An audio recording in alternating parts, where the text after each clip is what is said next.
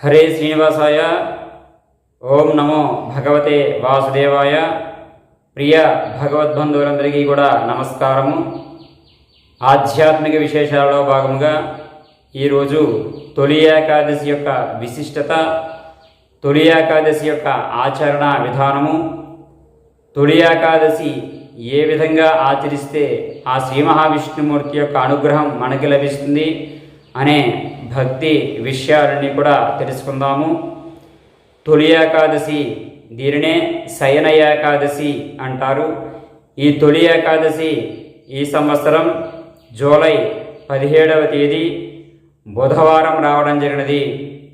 ఈ తొలి ఏకాదశి అంటేనే శ్రీ మహావిష్ణుమూర్తికి అత్యంత ప్రీతికరమైన ఏకాదశి. ప్రధానంగా తొలి అనగా మొదటిది. మరి దేనికి మొదటిదండి అంటే కనుక ఇక్కడి నుంచి కూడా దక్షిణాయనం ప్రారంభమవుతుంది. అనగా 16వ తారీఖు నుంచి కూడా దక్షిణాయనం ప్రారంభమైనది. ఈ దక్షిణాయనంలో వచ్చే మొట్టమొదటి పండుగ ఈ తొలి ఏకాదశి. అంతేకాకుండా ఈ తొలి ఏకాదశి నుండే మనకి పండుగలన్నీ కూడా ప్రారంభమవుతాయి. శ్రావణ మాసంలో అమ్మవారి యొక్క పూజా కార్యక్రమము, భాద్రపద మాసంలో వినాయక చవితి, ఆశ్వేజ మాసంలో దేవీ నవరాత్రులు, కార్తీక మాసంలో శివకేశవులకి ప్రీతికరమైన ప్రత్యేక పూజలు, అభిషేకాలు ఇవన్నీ కూడా ఈ యొక్క తొలి ఏకాదశి నుండే ప్రారంభమవుతాయి. కాబట్టి ఇవన్నీ కూడా మనం భక్తి శ్రద్ధగా చేయాలంటే కనుక మొట్టమొదటిగా వచ్చేటువంటి తొలి పండుగ తొలి ఏకాదశిని ముందుగా భక్తిగా ఆ శ్రీ మహావిష్ణుమూర్తి ఆరాధన అవశ్యంగా చేయాలి. కాబట్టి ఈ తొలి ఏకాదశి నుండే మనకి పండుగలు అన్నీ కూడా ప్రారంభమవుతాయి. కాబట్టి ఈ తొలి పండుగని ముందుగా మనం సన్నద్ధమై భక్తి శ్రద్ధలతో ఆచరించాలి. ప్రధానంగా దీనిని శయన ఏకాదశి అంటారు. మరి శయనము అంటే ఏమిటండి అంటే శయనము అనగా నిద్రించుట. ఈ శ్రీ మహావిష్ణుమూర్తి ఈ యొక్క తొలి ఏకాదశి నుండి మరలా వచ్చేటువంటి కార్తీక శుద్ధ ఏకాదశి వరకు అనగా 4 నెలల పాటు యోగ నిద్రలో ఉంటారు. అందువలనే దీన్ని శయన ఏకాదశి అంటారు.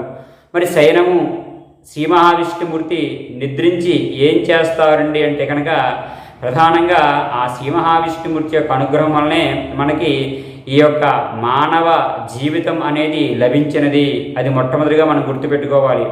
కాబట్టి ఈ సృష్టిలో 84 లక్షల జీవరాశులు ఉంటే కనుక వేటికి కూడా లేని గొప్ప జన్మ ఒక్క మానవుడికి మాత్రమే ఆ భగవంతుడు ఇచ్చాడు అంటే కనుక మనం గత జన్మలో ఏదో పుణ్యం చేసుకున్నాము. కాబట్టి ప్రధానంగా ఈ మానవ జన్మ ఇచ్చిన తర్వాత ఈ జన్మని ఏదో ఇతర జీవుల్లా గడిపేయకుండా సార్థకత అనేది చేసుకోవాలి. అనగా ఇతర జీవుల్లాగా తినడం, తిరగడం, భోగాలు అనుభవించడం, మరలా నిద్రించడం, మరలా సంసారం చేయడం, పిల్లల్ని కనడం, ఈ యొక్క అభివృద్ధే తప్ప ఆ విష్ణుమూర్తిని ఎంతవరకు ఆరాధన చేస్తున్నాము అనేది ప్రధానంగా గుర్తుపెట్టుకోవాలి. అందుకే ఇతర జీవుల్లా మానవుడు ఎప్పుడు కూడా జీవించకూడదు. ఎందుకండి అంటే కనుక ఇతర జీవులు చనిపోతే మరలా ఏదో ఒక జీవి కింద అవి జన్మనెత్తుతాయి. కానీ మానవుడి విషయానికి వస్తే అలా కుదరదు. ఇతర జీవుల్లా కాకుండా ఈ మానవుడు అనంతరం చనిపోయిన అనంతరం కూడా మోక్షానికి చేరుకోవాలి లేదా మోక్షాన్ని చేరుకోవాలి. అంటే ఈ మానవ జన్మ అనంతరం ఉన్నతమైన జన్మే మనం జీవించాలి ప్రధానంగా. కాబట్టి ఇతర జీవుల్లా కాకుండా ఈ మానవుడు మోక్షాన్ని పొందాలంటే కనుక ఈ యొక్క మానవ జీవితంలో కొన్ని పుణ్య కార్యక్రమాలు అవశ్యంగా చేయాలి. అదే ప్రతి సంవత్సరం వచ్చేటువంటి కొన్ని ప్రత్యేక పండుగల్ని భక్తి శ్రద్ధలతో ప్రధానంగా ఆచరించాలి. అందులో ఒకటి ఈ తొలి ఏకాదశి. కాబట్టి ఇందాక చెప్పినట్టుగా మనం మోక్షం పొందాలంటే ఏకాదశి కూడా చాలా సులభమైన మార్గము. మోక్షము అనగా విష్ణుమూర్తిలో శాశ్వతంగా మనం కలిసిపోవడము లేదా శ్రీ మహావిష్ణుమూర్తి యొక్క అనుగ్రహంతో ఒక ఉన్నతమైన జన్మ అనేది ఎత్తడమే మోక్షము. ఒక మాటలో చెప్పాలంటే మూర్తికి ఇష్టమైన తిథుల్లో ఈ యొక్క ఏకాదశి కూడా ఒకటి. కాబట్టి ప్రధానంగా ఏకాదశి రోజున అవశ్యంగా విష్ణుమూర్తి ఆరాధన ప్రతి ఏకాదశికి కూడా చేయాలి.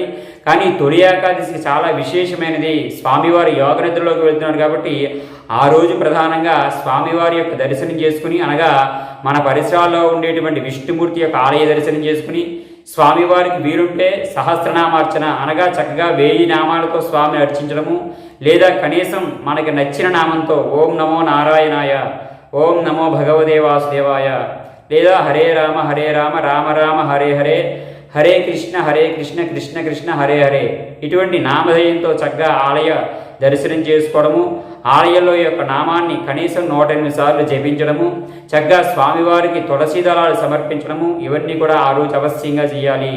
ప్రధానంగా మొదటి రోజు స్వామివారి యోగనందలోకి వెళ్తున్నారు కాబట్టి తిరిగి మరలా 4 నెలల దాకా స్వామి యొక్క దర్శనం మనకు లభించదు. కాబట్టి ఈ 4 నెలల్లో కూడా మాకు భోగభాగ్యాలమని, చక్కటి ఆరోగ్యాన్నిమని, ఐశ్వర్యాన్నిమని, తెలిసి కానీ తెలియ కానీ ఏదైనా పొరపాట్లు చేస్తే కనుక క్షమించమని స్వామివారిని మనం వేడుకోవాలి. ఇది మనం ఈ యొక్క తొలి ఏకాదశి రోజు అవశ్యంగా చేయాలి. మరి ఈ తొలి ఏకాదశి నుంచి కూడా ఇంకా విశేషంగా కొన్ని కార్యక్రమాలు చేయాలి అసలు విషయానికి వస్తే కనుక. కానీ అది ఎంతమంది చేస్తారండి అంటే కనుక ప్రధానంగా యోగులు సన్యాసులు ఈ యొక్క కార్యక్రమాన్ని అవశ్యంగా చేయాలి. అదేమిటండి అనగా శ్రీ మహావిష్ణుమూర్తికి అద్భుతమైన లీలల్ని కూడా ఉన్నవి కృష్ణ పరమాత్మ యొక్క లీలలు భాగవతంలో ఉంటాయి. కాబట్టి భాగవతంతో చక్కగా ఈ తొలి ఏకాదశి నుండి కూడా చాతుర్మాస దీక్ష ప్రారంభించాలి. అనగా 4 నెలల పాటు ఆ శ్రీ మహావిష్ణుమూర్తి యొక్క ఆరాధన చేస్తూ కలశ స్థాపన చేసి విష్ణుమూర్తి యొక్క ధ్యాన శ్లోకాలు ప్రతినిత్యం కూడా స్మరిస్తూ విష్ణునామాన్ని ప్రతినిత్యం కూడా స్మరిస్తూ శాకాహారంతో భోజనం చేస్తూ ఒక పూట భోజనం చేసి ఒక పూట చక్కగా సూక్ష్మమైన ఆహారం తక్కువ ఆహారం స్వీకరిస్తూ అనగా పలహారం వంటిది చేస్తూ చక్కగా భూజయనం చేస్తూ దూర ప్రాంతాలు వెళ్లకుండా ఈ సంసార జీవితాన్ని సాధ్యమైనంత వరకు పక్కన పెట్టి చక్కటి సన్యాస దీక్షని స్వీకరించి ఈ యొక్క చాతుర్మాస దీక్ష ప్రతి ఒక్కరూ చేయాలి వాస్తవానికి. కానీ ప్రస్తుత యుగంలో ఒక సన్యాసులు యోగులు మాత్రమే ఈ యొక్క దీక్ష అనేది చేస్తున్నారు. అది కూడా చాలా తక్కువ మంది చేస్తున్నారు. కాబట్టి అవశ్యంగా ఈ విధంగా చేయాలి. అంతేకాకుండా మిగిలిన వాళ్ళంతా ఏం చేయాలంటే కనుక ఈ యోగులు సన్యాసులు మన ప్రాంతానికి వస్తే కనుక వారు చెప్పేటువంటి చక్కని భక్తి విషయాలు వినాలి. అవి ఆచరణలో పెట్టుకోవడం ద్వారా ఇందాక చెప్పినట్టుగా మన యొక్క మానవ జీవితం ఏది శాశ్వతం కాదు అనే విషయాలు మనకి తెలుస్తాయి. మొట్టమొదటిది శాశ్వతమైనది సృష్టిలో ఎప్పుడు కూడా ఒకటండి, ఏమిటండి అనగా శ్రీహరి సేవ. అందుకే అంటారు చెడని పదార్థం. ఈ సృష్టిలో ప్రతిదానికి కూడా ఒక ఎక్స్పైర్ డేట్ ఉంటుంది. ఒక మందు బిళ్ళకి ఏ విధంగా ఎక్స్పైర్ డేట్ ఉంటుందో ఆ విధంగానే ఈ శరీరానికి కూడా 70 ఏళ్ళు 80 ఏళ్ళు దాటిన తర్వాత ఈ శరీరాన్ని విడిచిపెట్టి ఆ స్వామివారు రమ్మంటారు. అప్పుడు మనం వెళ్ళిపోవాలి. కాబట్టి ఈ లోపుగా మనం ఏం చేయాలంటే కనుక ఏదో తిన్నాము తిరిగాము ఈ యొక్క సంసారంలో అనుభవించామని కాకుండా ఇవన్నీ కూడా చేస్తూనే మోక్షం వైపు అడుగులు వేయాలి. అది మొట్టమొదటిది. కాబట్టి ఇటువంటి విషయాలన్నీ కూడా ఈ భాగవత కథల ద్వారా అందరికీ కూడా తెలియజేయాలి. ఈ భాగవతాన్ని పారాయణ చేయాలి. భాగవతం బాగా వస్తే కనుక అందరికీ తెలియచెప్పాలి. కృష్ణుడి లీలలు ఏమిటి, అసలు కృష్ణుడు అంటే ఏమిటి, కృష్ణుడు ఆ విధంగా ఎందుకు ఆ చిలిపి చేష్టలు చేశాడు, అసలు ఆ కృష్ణ పరమాత్మ యొక్క విశిష్టత ఏమిటి, కృష్ణావతారం యొక్క విశిష్టత ఏమిటి, ఇవన్నీ కూడా అందరికీ కూడా తెలియజెప్పాలి. అది తెలియజెప్పడం మాకు రాదండి, అసలు భాగవతం ఇప్పుడు వినలేదంటే కనుక భక్తి శ్రద్ధలతో ఎవరైనా చెబుతూ ఉంటే భాగవతాన్ని వినాలి. ఆ కథలు మనం వినేసి మర్చిపోకుండా అవి ఆచరణ చేస్తూ ఇంకా 10 మందికి ఈ యొక్క భాగవత కథలు మనం భక్తి శ్రద్ధలతో తెలియజెప్పాలి. అది మొట్టమొదటిగా ఈ యొక్క చాతుర్మాస దీక్షలో చేయవలసింది. కాబట్టి ప్రధానంగా భక్తి శ్రద్ధలతో ఈ చాతుర్మాస దీక్షని యోగులు సన్యాసులు ఈ 4 నెలలు కూడా చేస్తారు. కాబట్టి వీలుంటే మనం చాతుర్మాస దీక్ష చెయ్యాలి. లేదా కనీసం ఈ చాతుర్మాస దీక్ష సమయంలో భక్తి శ్రద్ధలతో విష్ణుమూర్తి యొక్క ఆరాధన ఈ 4 నెలలు కూడా చేయాలి. అది ప్రధానమైనది. ఈ యొక్క తొలి ఏకాదశి నుంచి ప్రారంభమయ్యేది. అంత విశేషమైనది ఈ యొక్క తొలి ఏకాదశి ఈ యొక్క 4 నెలలు. కాబట్టి ఈ విధంగా ఆచరణ చేయాలి. ఈ ఏకాదశి రోజున భక్తి శ్రద్ధలతో శ్రీ మహావిష్ణుమూర్తి ఆరాధనతో పాటు ఉపవాస దీక్ష చేయడం చాలా చాలా విశేషమైన పుణ్యాన్ని మనకిస్తుంది. అంతేకాకుండా మన శరీరంలో ఉండేటువంటి అనారోగ్యాలు ఈ కలియుగంలో ఒకటి ప్రధానమైనది ఏమిటండి అనగా అనారోగ్యాలు కూడా చాలా ఎక్కువ. ఎవరిని ఒక్క గంట సేపు మాట్లాడినా ఎవరితో అయినా సరే ఏదో ఒక అనారోగ్యం గురించి చెబుతూ ఉంటారు.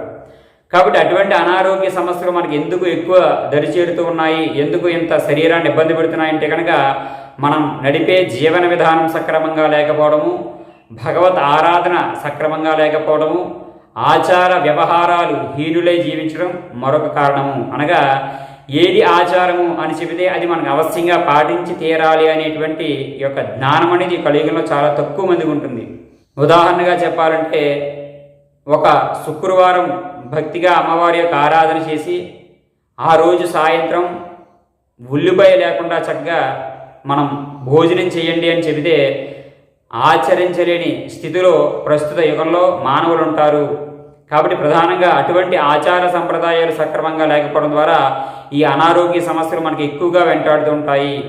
కాబట్టి ప్రధానంగా ఈ యొక్క ఏకాదశి రోజున అవశ్యంగా చక్కగా వీరుంటే కాస్తంత ప్రసాదం చేసుకుని స్వామికి నివేదన చేసి ఆ ప్రసాదాన్ని పళ్ళు, కాయలు, చక్కని శాకాహారంతో కూడిన సూక్ష్మమైన పలహారము, పాలు ఇవన్నీ కూడా స్వీకరించవచ్చు.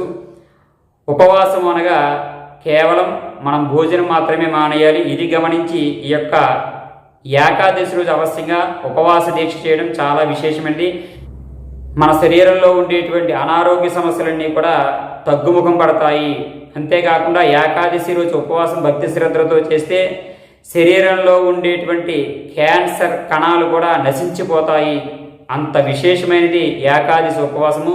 చక్కగా ఏకాదశి ఉపవాసం చేయడానికి ప్రయత్నం చేయండి.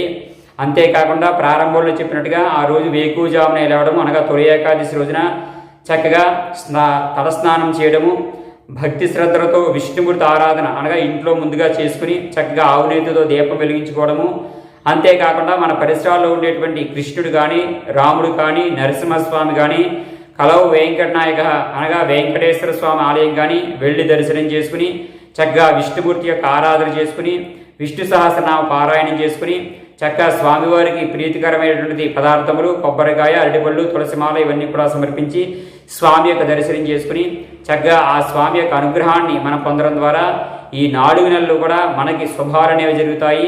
ఆ శ్రీ మహావిష్ణుమూర్తి యొక్క అనుగ్రహంతో మనకి ఎప్పుడు కూడా నష్టాలు అనేవి జీవితంలో లేకుండా ఎప్పుడు కూడా ఆనందదాయకంగా ముందుకు వెళ్ళడం జరుగుతుంది. కాబట్టి ఈ తొలి ఏకాదశిని ప్రతి ఒక్కరు కూడా భక్తి శ్రద్ధలతో ఆచరించి సర్వశుభాలు కూడా పొందడం చేయండి.